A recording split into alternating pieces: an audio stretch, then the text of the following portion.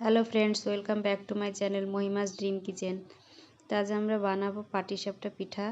তার জন্য এখানে আগে থেকে একটা গ্যাসের চুলোয় কড়াই বসিয়ে দিয়েছি আর দিয়ে দিয়েছি অল্প পরিমাণে ঘিটা গরম হয়ে আসলে এবার দিয়ে দিব এর মধ্যে কোরানো নারকেল। তো কোরানো নারকেল কোড়া দিয়ে আমি ভালোভাবে নাড়াচাড়া করব। এইভাবে নাড়াচাড়া না করলে তলা থেকে লেগে যেতে পারে। এবার এর মধ্যে দিয়ে দেব হাফ কাপ পরিমাণ চিনি আর দিয়ে দেব খেজুরের গুড়।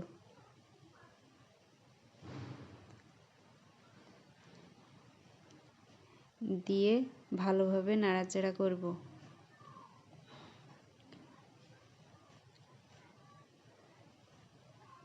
তো দেখুন কতটা জল বেরিয়েছে।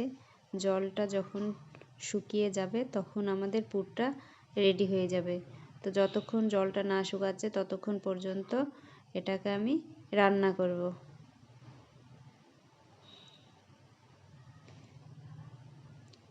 বারবার নাড়তে হবে, না হলে তলা থেকে লেগে যাওয়ার চান্স থাকে।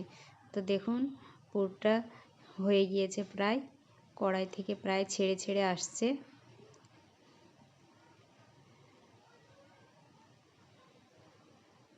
এবার পুরটা আমি নামিয়ে নেব। এখানে একটা পাত্রে 3 কাপ ময়দা নিয়ে নিয়েছি। এর মধ্যে দিয়ে দেব হাফ কাপ পরিমাণ চালের গুঁড়ো দিয়ে দিব অল্প একটু লবণ দিয়ে এটা ভালোভাবে মিশিয়ে নেব।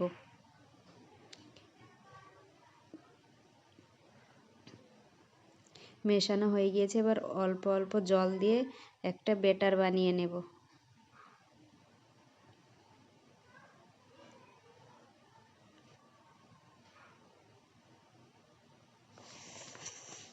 তো এটাকে আমি ব্যাটারটাকে ভালোভাবে হাত দিয়ে ফেটিয়ে নিয়েছি। অনেকগুলা ময়দা, তার জন্যে হ্যান্ড উইচে হচ্ছিল না, তাই আমি এটাকে আবার হাত দিয়ে ভালোভাবে ফেটিয়ে নিয়েছি। এখানে আমি হাফ কাপ সুজি আগে থেকে ভিজিয়ে রেখেছিলাম, সেটা এই ব্যাটারের মধ্যে দিয়ে দেব। দিয়ে আবারও ভালোভাবে ফেটিয়ে নেব।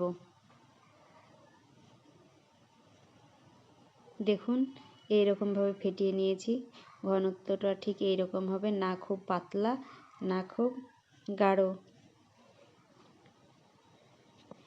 এইরকমভাবে ফেটিয়ে নিয়েছি। এবার গ্যাসের চুলায় একটা ফ্রাই প্যান বসিয়ে দিয়েছি। এবার একটু তেল ব্রাশ করে নিব। তেল ব্রাশ করে নিয়েছি। এবার দিয়ে দেব এক চামচ মতো ব্যাটার দিয়ে এটাকে আমি ভালোভাবে ঘুরিয়ে বড় করে নেব।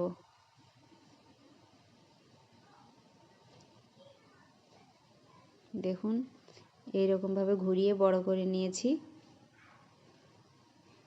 তো উপর পিঠ যখন শুকনো হয়ে যাবে, সাদা সাদা হয়ে যাবে, তখন পিঠাটা রেডি। এবার এর মধ্যে দিয়ে দেব পুর দিয়ে এটাকে ভালোভাবে জড়িয়ে নেব। তো আমি এখানে গ্যাসের চুলোর উপরই দিয়েছি। আপনারা চাইলে এটাকে নিচে নামিয়ে কোনো রুটি করানো পিঁড়ে কিংবা থালার উপর রেখেও পুরটা দিতে পারেন, তাহলে হাতে তাপ লাগবে না। এইভাবে কড়াইতে করলে তাপ লাগে, তো চাইলে নিচেও করা যেতে পারে। তো পিঠেটা হয়ে গিয়েছে, এবার এটা আমি উঠিয়ে নেব।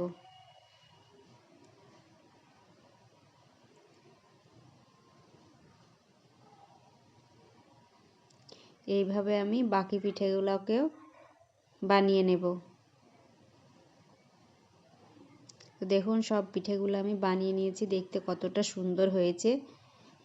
এবার একটা আমি ভেঙে দেখাচ্ছি কেমন হয়েছে।